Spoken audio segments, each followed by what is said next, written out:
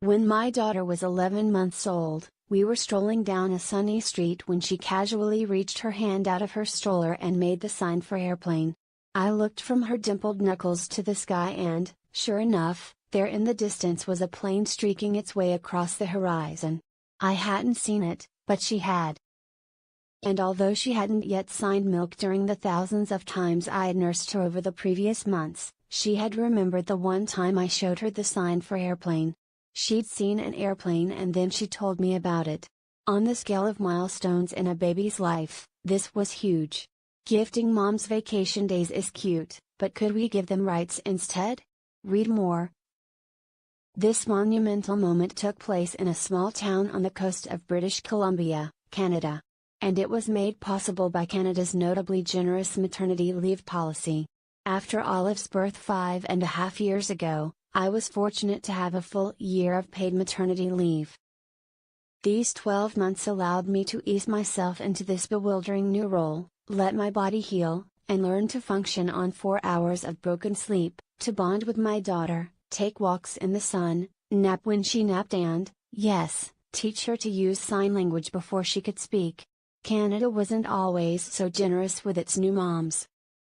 In 1971, Canadian mothers could take just 15 weeks of paid maternity leave, granted, that's 15 weeks longer than present-day American mothers are given.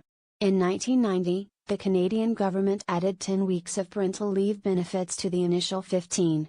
Whereas the initial 15 weeks were maternity leave exclusively, these next 10 weeks could be used by either parent or even split between the two.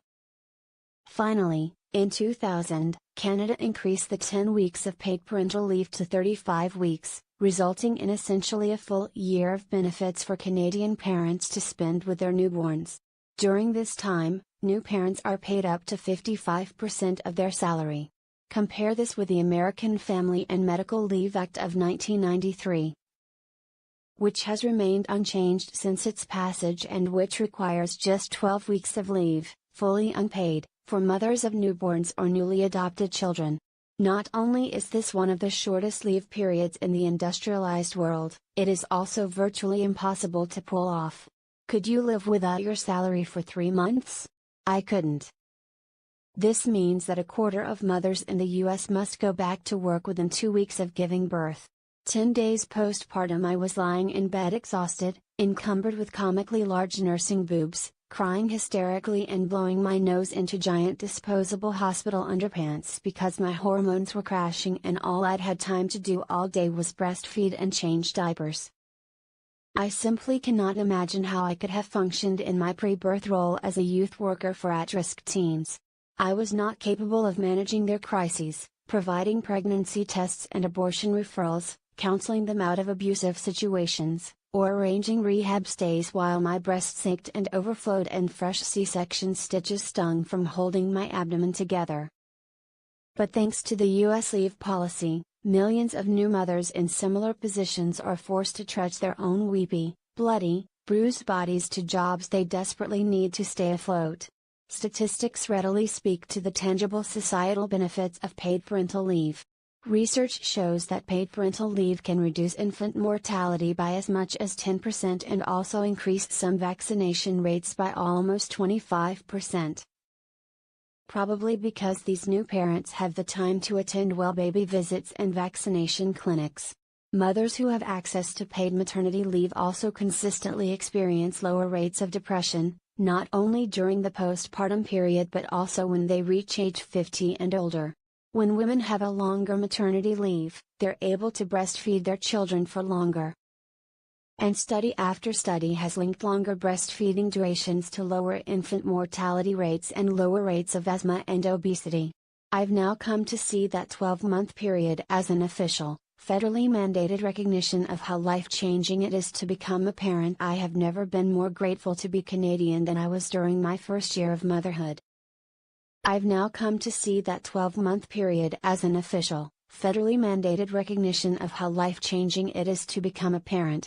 This recognition began before I'd even left the hospital. After I underwent a medically necessary C-section, I needed to stay in the hospital for 5 days, and, thanks to my country's health insurance coverage, I walked away without paying a cent. When we settled back in at home, along with spending time getting to know my new baby, I had time to spend with other new mothers, our frequent meetups bolstering my mental health and reminding me that I existed. I was able to wake up with my daughter 1, 2, 19 times a night, and give her what she needed without needing to save something for my clients or my employer. Your stories about motherhood in America, there are no social safety nets. Read more. During that year, I didn't have to function as anything other than a mother, no matter what that looked like. It allowed me to be an exhausted, frustrated, overwhelmed first-time mom who hadn't showered in 3 days and lived in leggings and milk-stained t-shirts. I felt lost and in love and invisible and exhausted.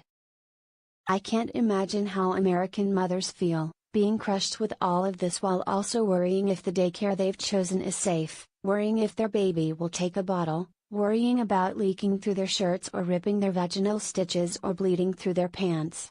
I look back at the first year of my daughter's life, and I was there for all of it. Every cry, every nighttime feed, every scrape and tumble, every milestone. I came to know her better than I knew myself, and that knowledge has served me every day of my parenting life since. I was given the opportunity to watch my daughter become herself, step by step, moment by moment. It feels like a luxury, but it shouldn't be.